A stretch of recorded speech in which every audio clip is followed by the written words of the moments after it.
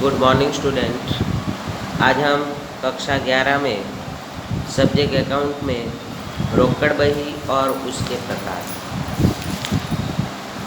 बराबर उसकी हम चर्चा करेंगे। प्रस्तावना। अभी हमने सहायक बही का अभ्यास किया। सहायक बही में बहुत ऐसे व्यवहार आए कि जो रोकड़ व्यवहार है बराबर। तो रोकड़ व्यवहार का लेखा जो है हम रोकड़ बही में करेंगे। तो रोकड़ बही जो है वो भी एक प्रकार की सहायक बही है। सामान्य रूप से कोई भी प्रकार के व्यवसाय या धंधा में दो प्रकार के व्यवहार देखने को मिलते हैं, एक उधार व्यवहार और एक रोकड़ व्यवहार बराबर। तो साख के व्यवहार भी भविष्य में रोकड़ व्यवहार में ही बदल जाते हैं। वर्तमान में भले वो साख के व्यवहार है, उधार के व्यवहार है, लेकिन भविष्य में उसकी रोकड़ मिलेगी, रोकड़ चुकाएंगे, तो भविष्य में ये व्यवहार भी रोकड़ में बदल जाते हैं। परंतु भविष्य में निश्चित अवधि में उस विक्रय के लिए उपज होती है और जिस समय उधार व्यवहार रोकड़ बनता है, रोकड़ व्यवहार का लेखा करने के लिए रोजनामाचा के उपविभाग के रूप में रोकड़ बही की व्यवस्था की है। रोकड़ बही का रोकड़ व्यवहारों का लेखा करने के लिए तैयार की जाने वाली सहायक बही को रोकड़ बही कहते हैं।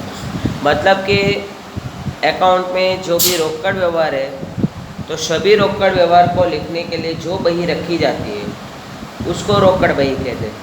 अभी हम लेसन नंबर 6 में सहायक बही जो पढ़े, तो सहायक बही में क्या था, सिर्फ उधार व्यवहार का लेखा होगा बराबर। यहाँ पे ये रोकड़ बही में फक्त ओनली रोकड़ व्यवहार का लेखा होगा। रोकड़ बही में रोकड़ व्यवहारों का लेखा किया जाता है। रोकड़ आवक और रोकड़ जावक का लेखा रोकड़ बही में किया जाता है। मतलब कि रोकड़ आवक और रोकड़ जावक बराबर, रोकड़ आए और रोकड़ जाए, तो रोकड़ आवक और रोकड़ जावक दोनों का व्यवहार जो है रोकड़ बही में किया जाता है।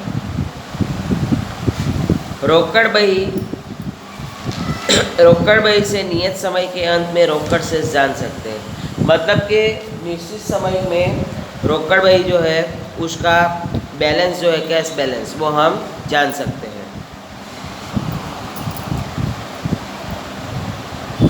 रोकड़ बही यह रोजनामचा और रोकड़ खाता ऐसे दोनों की ज़रूरत पूरी करता है, कारण कि रोकड़ खाता के स्वरूप में तैयार होता है।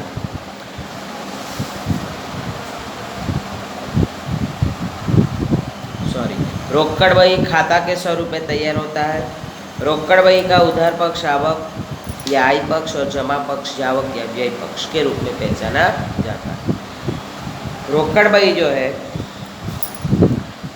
वो रोजनामचा और रोकड़ खाता दोनों की ज़रूरत पूरी करता है, क्योंकि रोकड़ खाता जो बनता है, रोकड़ बही जो बनती है वो खाता के स्वरूप में बनता है।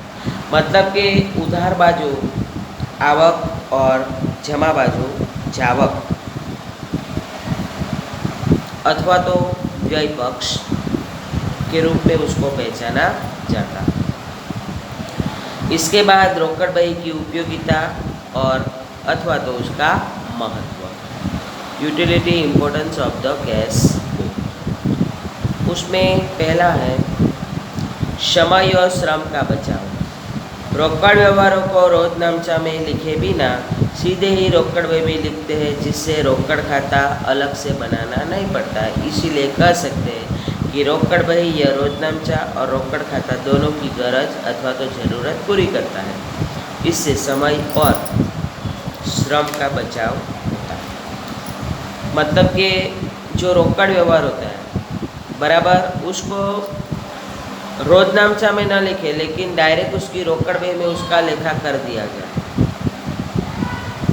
तो रोकड़ खाता अलग से बनाना नहीं पड़ता। इसीलिए कह सकते हैं कि रोकड़ बही यह रोजनामचा और रोकड़ खाता दोनों की गर्ज पूरी करता है अथवा तो ज़रूरत पूरी करता है। इससे समय और श्रम का बचाव होता है।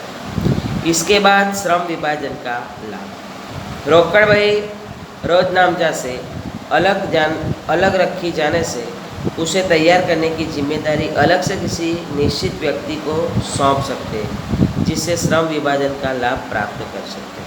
मतलब कि रोकड़ बही जो है वो रोजनामचा से अलग रखते हैं, इसीलिए उसको अलग व्यक्ति के पास से बनवाया जाता है, अलग व्यक्ति को जिम्मेदारी सौंपा जाता है, जिससे श्रम विभाजन का लाभ प्राप्त होता है। इसके बाद रोकड़ शेष की जानकारी। रोकड़ बही रखने से प्रतिदिन मतलब कि डेली टू डेली अथवा तो जो निश्चित समय किया गया है, समय निश्चित किया गया है, वो निश्चित समय की कैश बैलेंस मतलब कि रोकड़ शेष की जानकारी प्राप्त होती है।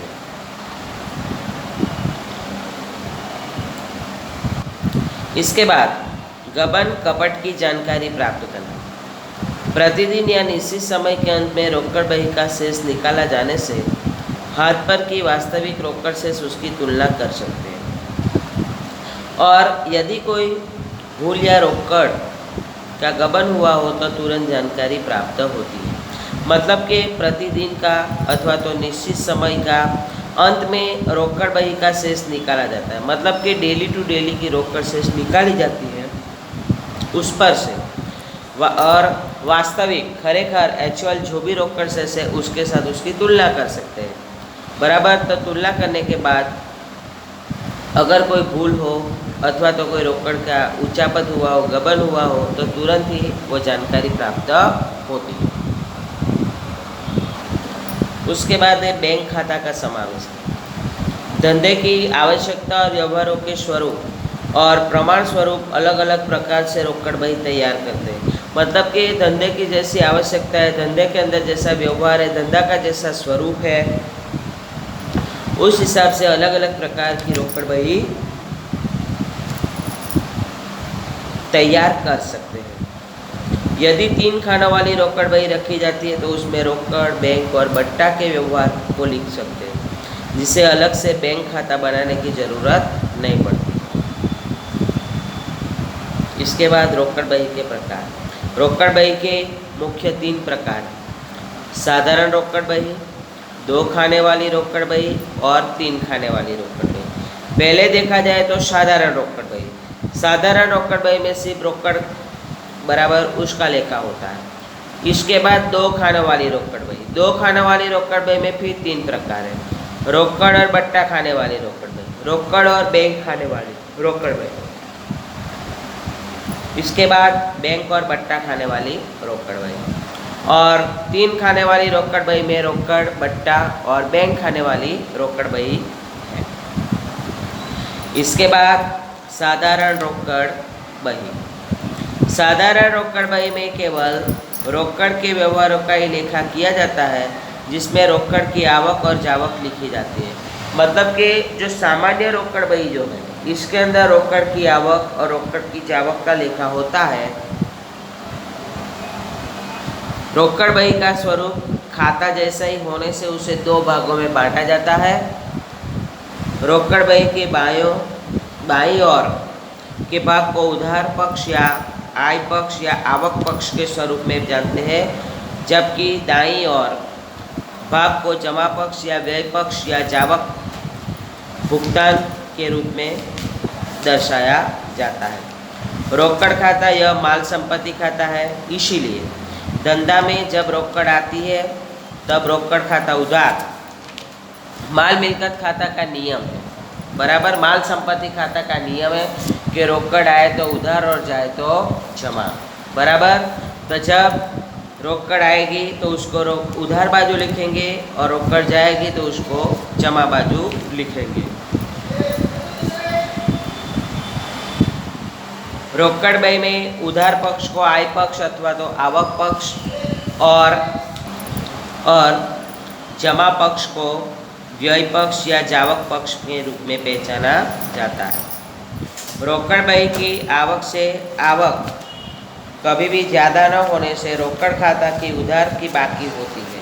बराबर, मतलब कि रोकड़ खाता की ऑलवेज उधार शेष होती है।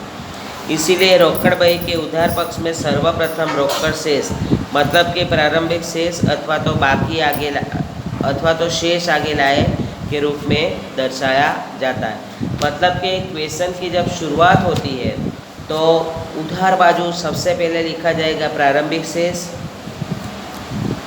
अथवा तो शेष आगे लाए लिखा जाता है। और जमा पक्ष में अंतिम शेष ज्ञात करके मतलब कि लास्ट में जब उधार का टोटल अधिक होगा जमा बाजू का टोटल जो है उसमें से घटाएंगे और लास्ट में जो लिखा जाएगा वो शेष आगे ले गए, मतलब कि रोकड़ की ये अंतिम शेष। संक्षेप में रोकड़ बही में उधार पक्ष में रोकड़ शेष की प्रारंभिक तथा रोकड़ आवक लिखी जाती है, जबकि रोकड़ बही में जमा पक्ष में जावक और अंत में रोकड़ बही की अंतिम शेष मतलब कि कितना बैलेंस हुआ वो लिखा जाता है। इसके बाद दर्शाया है साधारण रोकड़ बही का नमूना। तो रोजनामचा में भी हमने देखा है पहले श्री लिखा जाता है, इसके बाद जिसका नाम है वो की रोकड़ बही। पहले उधार बाजू तारीख विवरण, उसकी जगह पे आप आई भी लिख सकते हैं आवक भी लिख सकते हैं। इसके बाद रसीद नंबर खाता बही पृष्ठ नंबर और रकम बराबर। तो ये उधार बाजू की एंट्री यहाँ पे होगी बराबर। इसके बाद यहाँ से फिर वापस तारीख से जमा पक्ष में तो तारीख विवरण उसकी जगह पे व्यय अथवा तो जावक भी लिखा जाता है। वाउचर नंबर खाता बही पृष्ठ नंबर और लास्ट में रकम लिखा जाता है बराबर। तो जिस तारीख का व्यवहार है वो तारीख लिखा जाएगा। इसके बाद यहाँ पे रोकड़ बही बना रहे हैं बराबर। यहाँ पे हम रोकड़ बही बना रहे हैं तो रोकड़ बही में जो व्यक्ति का नाम होगा अथवा तो व्यक्ति का नाम कम होगा। इसके बाद अगर खरीदी होगा बिक्री होगा बराबर, उसका खरीदी होगा तो जमा बाजू लिखा जाएगा, बिक्री होगा तो रोकड़ आएगी तो उधार बाजू लिखा जाएगा। ऐसे जो व्यवहार होगा खर्च का व्यवहार होगा वो जमा बाजू लिखा जाएगा और आवक का व्यवहार होगा वो उधार बाजू लिखा जाएगा। अगर आपका क्वेश्चन में रसीद नंबर दिया होगा तो रसीद नंबर लिखेंगे और रकम के खाने में रकम बराबर। शुरुआत जो करेंगे वो प्रारंभिक शेष अथवा तो शेष आगे लाए बराबर। फिर बाकी के जो भी आय का व्यवहार है वो उधार बाजू लिखेंगे और व्यय का व्यवहार है अथवा तो जावक का जो भी व्यवहार है वो जमा बाजू लिखेंगे। इसके बाद उधार बाजू का रकम का टोटल करेंगे, फिर ये टोटल को जमा बाजू ले जाएंगे।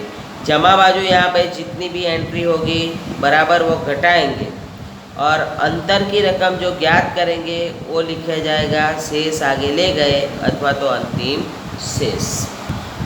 यहाँ पे ये चैप्टर में यही ध्यान में रखना है कि रोकड़ व्यवहारों का लेखा करना होता है और रोकड़ आए तो उधार बाजू लेखा करना है और रोकड़ जाए तो जमा बाजू।